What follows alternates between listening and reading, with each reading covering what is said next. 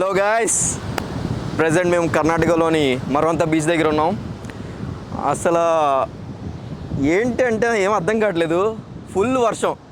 Actually చెప్పాలంటే మేము last 3 డేస్లో గోవాలో ఉన్నాం. మా డైరెక్టర్ సార్ గోవాలో లొకేషన్ బాగుందని గోవాకి తీసుకెళ్ళారు.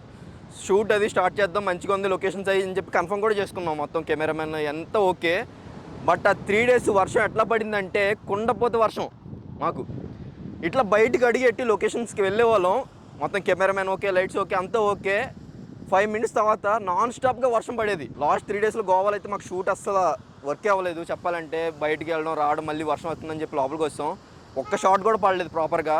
మీరెవరన్నా గోవాకి వెళ్ళాలనుకుంటే ప్రెజెంట్ అస్సలు వెళ్ళదు దయచేసి. అసలు అక్కడ సిచ్యువేషన్ అస్సలు బాగాలేదు. చెప్పాలంటే ఫుల్ వర్షం. ఈ ప్రజెంట్ వర్షాకాలం కదా, ఫుల్ వర్షాలు పడుతున్నాయి గోవాలో. మీరు 1 మంత్ దాకా రావద్దు.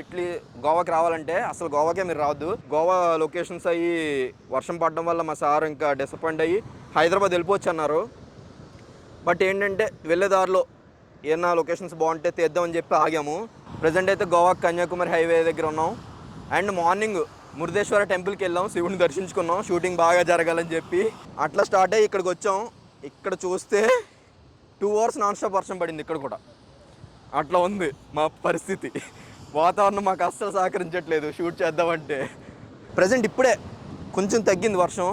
సో అందుగురించే మీతో ఈ విషయాలన్నీ షేర్ చేసుకుందాం అని చెప్పి చెప్తున్నా. ఇక్కడ నుంచి మేము మళ్ళీ కొచ్చి వెళ్ళాలి. కొచ్చి ఆల్మోస్ట్ ఇక్కడ నుంచి 1000 కిలోమీటర్స్ చెప్పాలంటే. ఇప్పుడు స్టార్ట్ అయితే రేపు ఈవినింగ్కి వెళ్తాం. కొచ్చి కూడా మా డైరెక్టర్ సార్ అక్కడ లొకేషన్స్ అవి కన్ఫర్మ్ చేసుకుని ఒకసారి చూసి కన్ఫర్మ్ చేసుకుందాం అని చెప్పి అక్కడ తీసుకెళ్తున్నారు.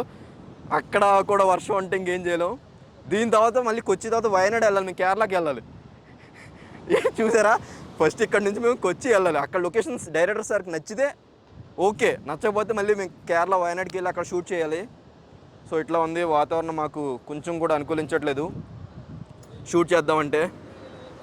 ఏం జరుగుతుందో ఏంటో తెలియట్లేదు. చెప్పాలంటే షూట్ జరుగుతుందా లేదా, మళ్ళీ మేము వెనక్కి వెళ్ళిపోతామా అన్న డైనమోలో కూడా ఉన్నాం మేము. ఆ దేవుడిని మనస్ఫూర్తిగా కోరుకుంటున్నాను షూటింగ్ మంచిగా జరగాలని చెప్పి. ఎటువంటి వర్షం, క్లైమేట్ మాకు సహకరించాలి. మెయిన్ క్లైమేట్ మాకు కోఆపరేట్ చేస్తే మేము షూటింగ్ శరవేగంగా పూర్తి చేస్తాం. మా director sir happy, cameraman happy, assistant director గారు హ్యాపీ, అందరూ హ్యాపీ. మా కో యాక్టర్స్ కూడా చాలా ఇబ్బంది పడుతున్నారు. చెప్పాలంటే వర్షంలో తడుస్తున్నాం, షూట్కి వెళ్తున్నాం. అసలు గోవా చెప్పాలంటే మేము షూట్కి వెళ్ళి తడుచుకుంటూనే వచ్చాం. మేము ఒక్క షాట్ ప్రాపర్గా పడలేదు. మాకు వెళ్ళడం తడుచుకుని రావడం, వెళ్ళడం తడుచుకుని రావడం, ఇట్లాగే జరిగేది. వర్షం పడేలా కూడా ఉంది, ఇంకా పెరిగేటట్టు ఉంది ఇక్కడ వర్షం. సో ఒక సీన్ అయితే జరిగింది ఇక్కడ, జస్ట్ ఒక సీనే జరిగింది.